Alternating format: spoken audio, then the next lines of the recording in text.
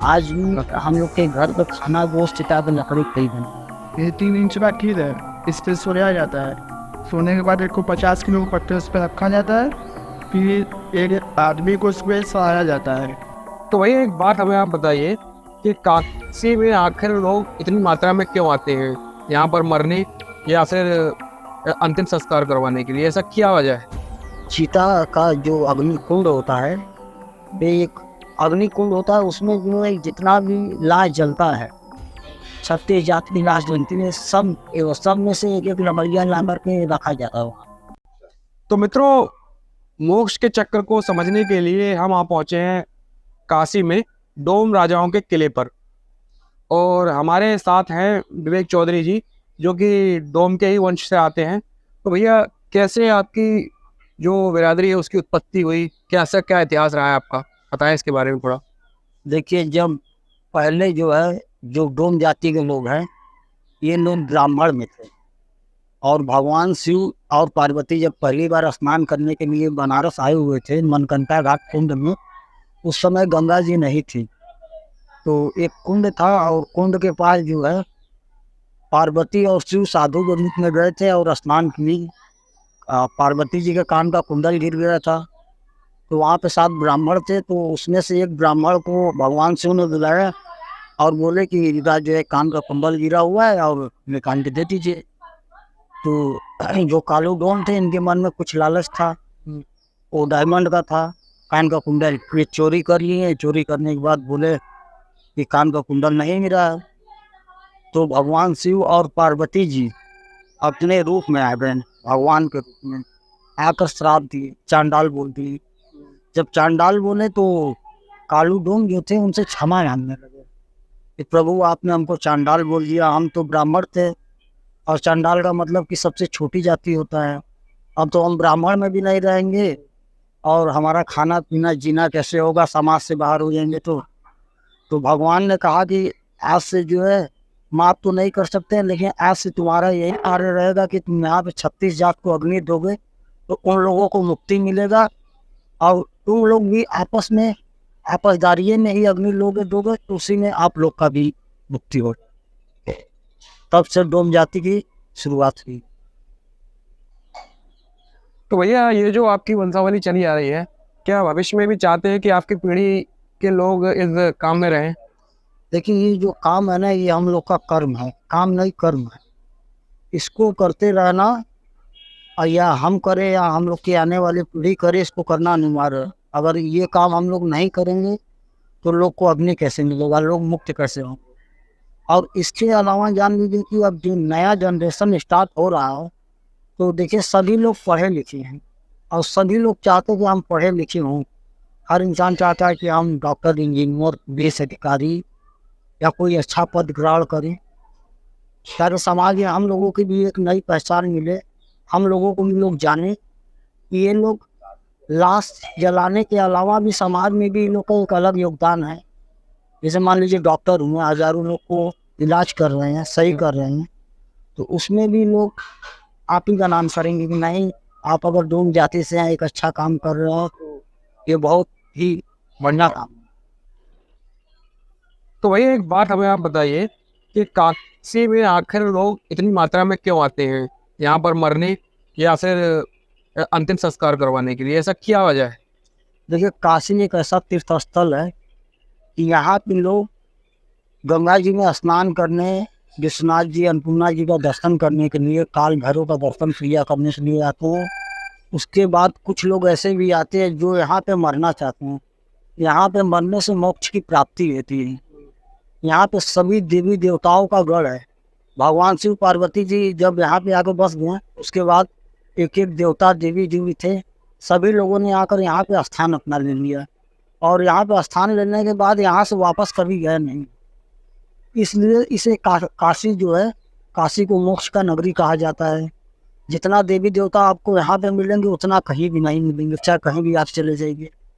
तो इसी वजह से लोग जानते हैं कि अगर यहाँ पे हमारा मृत्यु होता है, हमको मुक्ति मिलता है, तो हमें भगवान शिव के चरणों में स्थान मिलेगा। इसलिए यहाँ पे लोग मरने के लिए आते हैं। यहाँ पे एक ऐसा मकान है जहाँ पे लोग आते हैं, उनको किराए पे वो मकान दिया जाता है। वहाँ तो 6 दिन 7 दिन 10 दिन 1 महीना रह जाते हैं।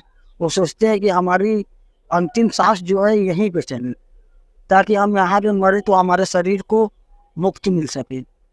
ये आत्मा जो है, आत्मा इस शरीर को छोड़ के मुक्त हो जाए। तो इसीलिए लोग काशी में मरने के लिए आते हैं। और जो डोम जाति के लोग होते हैं, अगर ये अग्नि देंगे, अग्नि देने के बाद भगवान शिव जो होते हैं उनके कान में तारक मंत्र फूकते हैं।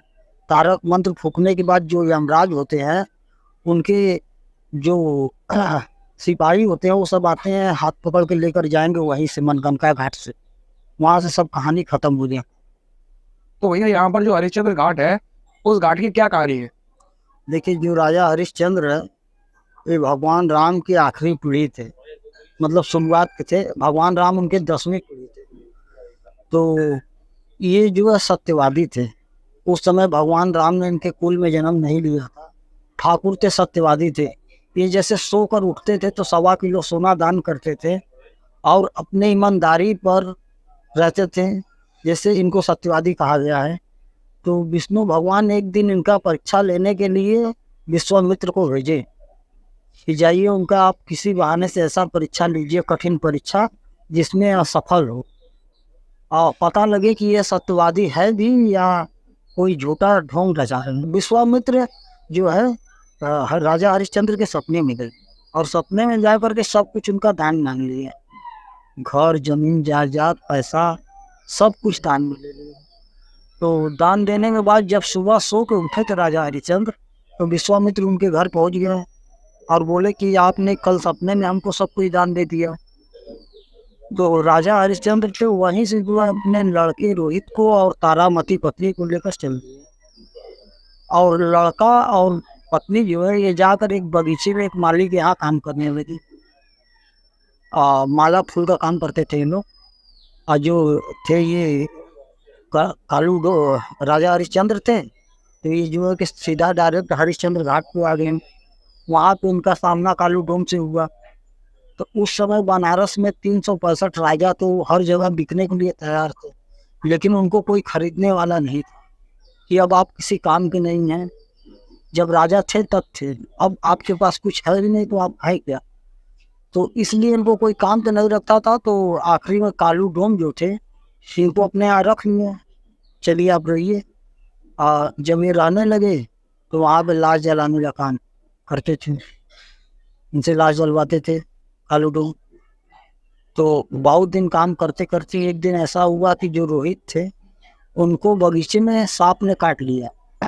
सांप काटने के बाद तारामती उनका लास्ट डेड बॉडी जो होता है उसको लेकर आई सीधा घाट पर, हरिश्चंद्र घाट पर, और उसका अंतिम संस्कार करवाना था। जैसे सांप काटता है तो लाश जो होता है उसको पानी में बहा दिया जाता है, वो जलता नहीं लाश है। तो बोले कि इनका अंतिम संस्कार की तैयारी करिए। तो बोले कि इस समय हम तो इनके दास हो, हमारे मालिक कालू डोम है, हमारे पास कुछ भी नहीं है, और तुम अगर आई हो यहाँ पे अंतिम संस्कार करवाने के लिए तो तुमको कर देना होगा तभी कोई काम होगा, ऐसे कुछ भी नहीं होगा। तो उस समय तारामती के पास कुछ भी नहीं था। तो वो अपना साड़ी का जो आंचल होता है वो फाड़ के दी दान में राजा हरिश्चंद्र को। तो राजा हरिश्चंद्र जब सोचेंगे अब जैसे कर के रूप में हमको यही मिला है तो अब इनका अंतिम संस्कार करना चाहिए, रोहित उनके बेटे ही थे। तो वहीं पे विष्णु भगवान स्वयं प्रकट हो गए।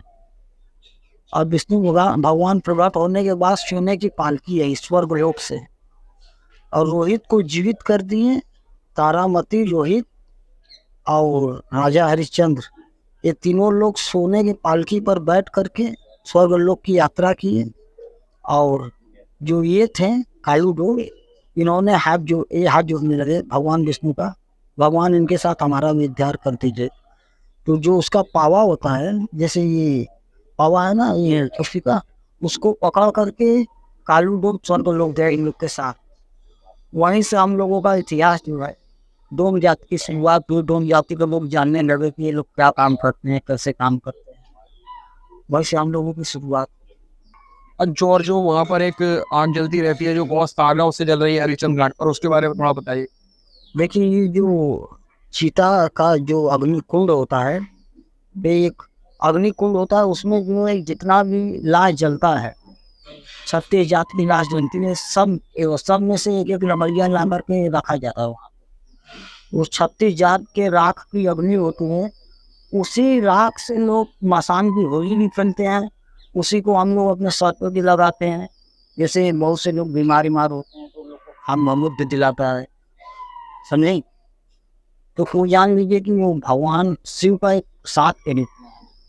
उससे भगवान का जो है, जो भगवान शिव है उनका वो भी होता है, राख से नहलाया भी जाता है उनको, उनका मालिश भी होता है राख से, तो उसका बहुत कीमत पवित्र मन। तो वो कितने समय से चल रही है राग? ये देखिए उसी समय से जल रही है, जब राजा हरिश्चंद्र थे आए थे यहाँ। जब भगवान शिव जो है कि पहली बार आए थे, हम लोगों को चांडाल बोले थे, वहीं से जो है कि डोम जाति की शुरुआत हुई, वहीं से अग्नि जलने लगी, वहीं से चिता की अग्नि वहीं से। भैया मैंने सुना है कि आपके घर का जो चूल्हा है वो चिता की उससे जलता है। आज भी हम लोग के घर पर खाना गोश्त चिता पर लकड़ी पे ही बनता है रोज। मतलब इसके पीछे क्या कारण है? इसके पीछे कारण ये है कि जैसे कि जो कामी गोन थे तो मसान घाट पर रहते थे, वही तो लाइट जलाना काम करना है। अब जहाँ आप रहेंगे काम करोगे तो आपको खाना की जरूरत होती है, तो आपको अग्नि वहीं पे मिल जा रहा है, अग्नि भी वहीं पे मिल जा रहा था, तो वहीं पे बस खाना बना के खाना बैठता काम करके। तो आज एक परंपरा की शुरुआत परंपरा की शुरुआत होती है, तो आज भी वही रास्ते पे हम लोग जो चलते हैं, हम लोग का भी खाना पीना उसे। तो भैया आपकी जो कुल देवी है शायर माता, हमने उनके बारे में काफ़ी सुना है, थोड़ा बहुत कुछ उनके बारे में भी बताइए।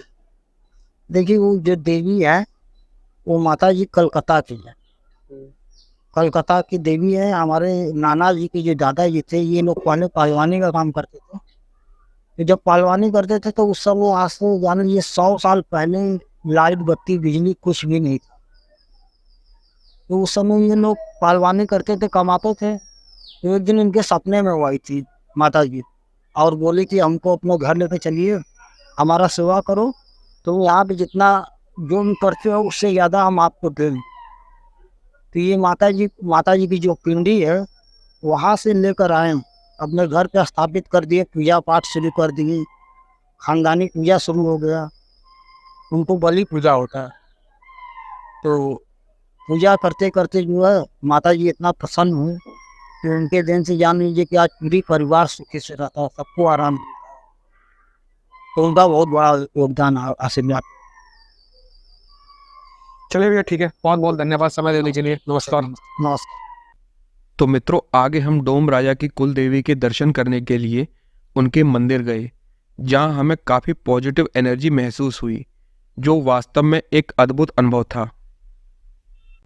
मंदिर के बगल में ही डोम राजा की एक पारंपरिक व्यायामशाला थी, जिसके उपकरण काफ़ी पुराने थे और जो कहीं न कहीं भारत की प्राचीन व्यायामशाला और पहलवानी करने के तौर तरीके हमें दिखा रहे थे। ये 3 इंच का कील है, इस पर सोया जाता है।